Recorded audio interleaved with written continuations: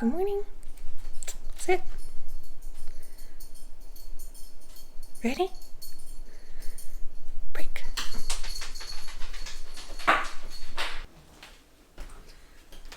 Good morning.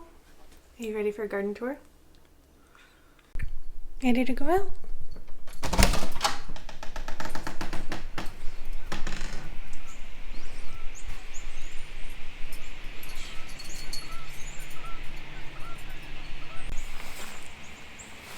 Hey guys, I'm Rachel. Welcome back to Auxhart Gardening.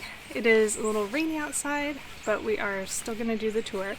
And I might even be able to kind of show you how the swale is working out.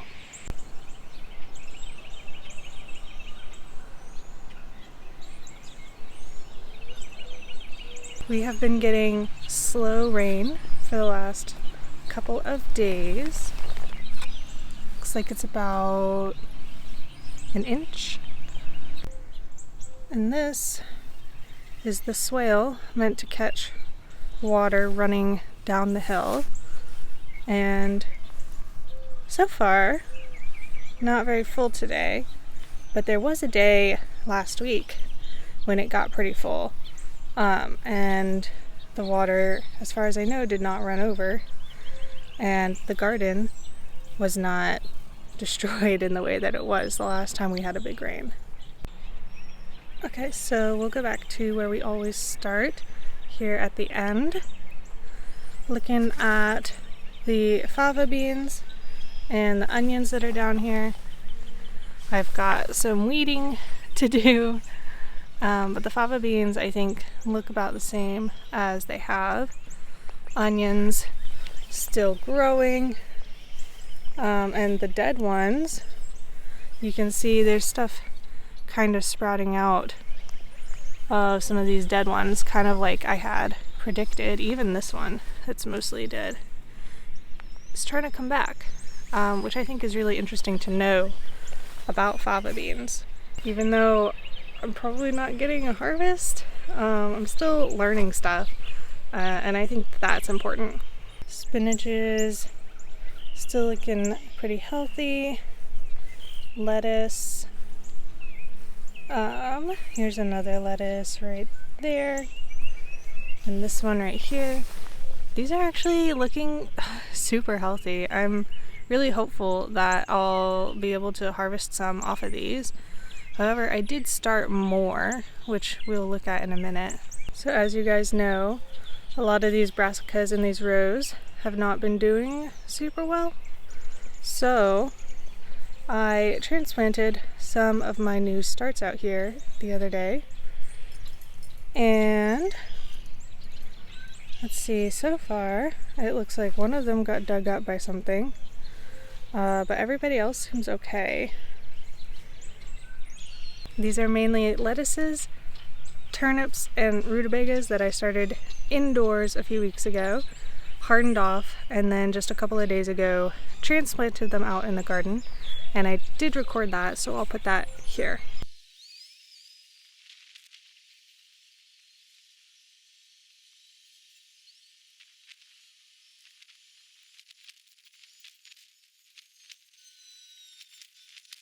Here's one of the groups of turnips. Still looking pretty good.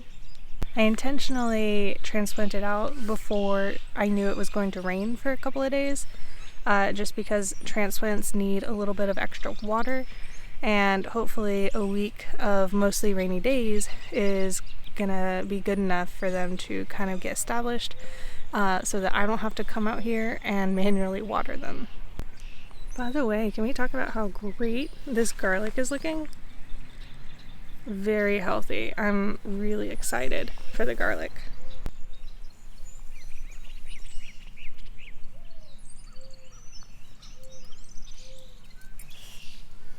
So I normally don't check in on these Brussels sprouts here at the end of this first row, but they're actually making some Brussels sprouts. There's this one here underneath that feels really tight and normal, like an actual store-bought Brussels sprout. So these plants that I started from seed are actually making something for me. The other Brussels sprouts that have been doing well, if you remember, are seeds that were started by the botanical garden, where I picked up some starts after I realized that I had started mine too late. So kale is also something that I transplanted out, and this one at least is looking quite healthy at the front of the trellis. And I actually just noticed that the peas that I planted a couple weeks ago are just now starting to come up. So that's really, really exciting. So this row of turnips is continuing to grow at a really great rate. I think it's about time to pull a few more to eat. But something else that's over here that I don't check on very much are these beets. And these actually have not made roots the way that I think they probably should. And this is my first time growing beets, so I don't really know why that might be. I mean, they are a little small, you can tell. I thought I only had one or two, but as the season has gone on, a few more have kind of come up. So maybe we'll see some of them root up. It's probably also about time for me to pull this giant rutabaga. Definitely fattening up really nicely. I'm not sure how good the part above the ground will be, but I'm interested to see how big the part below ground is going to be. Along this row, if you remember, there were a couple of dead plants, and they've now been replaced with some of those transplants, some of those lettuces. Here's another one. I think, yeah, I stuck a kale in over here as well. I know those don't look like kale leaves, but this is kind of an interesting variety of kale.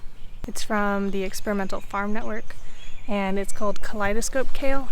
And basically it is not like fully set as a variety. There's still a lot of variation in it. So every plant I get should theoretically be pretty different, and I can let them go to seed and save the seeds from the ones that I like the best and continue cultivating the variety.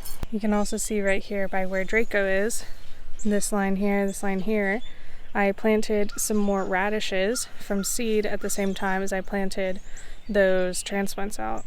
I planted Chinese red meat, icicle, and oh, there was a third variety, I can't remember now, but it's kind of red and long and not the round one. And so these ones, I'm gonna harvest some of them, and maybe I'll replant, maybe I won't. In the spring, I really want to have radishes around the garden that are going to seed, because I think that the year before last year, when that happened, I think that it really helped keep some of the pests off of my plants. Coming on over to the raised bed, everything looks pretty good. Cilantro is just about big enough to start picking off of. Well, some of them. These ones are far too small, but some of them are. And I have this patch here and this patch over here. So I'm gonna try and harvest as much cilantro from those as I can over the course of this spring, so that I can practice saving it, because cilantro does not like the heat. It will go to seed, and I will not have any cilantro in the middle of summer.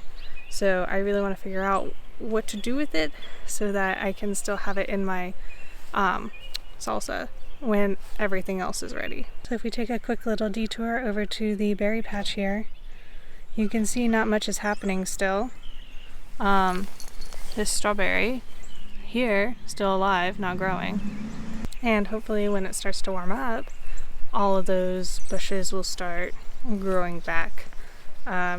Pretty sure that's the way that it's supposed to work. But we'll see. Y'all know this is my first time doing a berry patch. I'm very new to it. But I followed all the instructions, so it should work out. And I just wanted to take you guys over to my bee house and show you all these ones that are plugged. It means there's bees in there, which will hopefully help my garden out in the spring. It's not super obvious in videos, but these guys are sticking to me like glue out here today. They're always following me around, like they'll be doing their own thing, but they're going to be doing it near me. Alright guys, that's it for me today. I will be seed starting soon. I promise, well, it's gotta be soon. So that video will be coming out also soon. Anyways, thank you for watching, and until next time, happy gardening.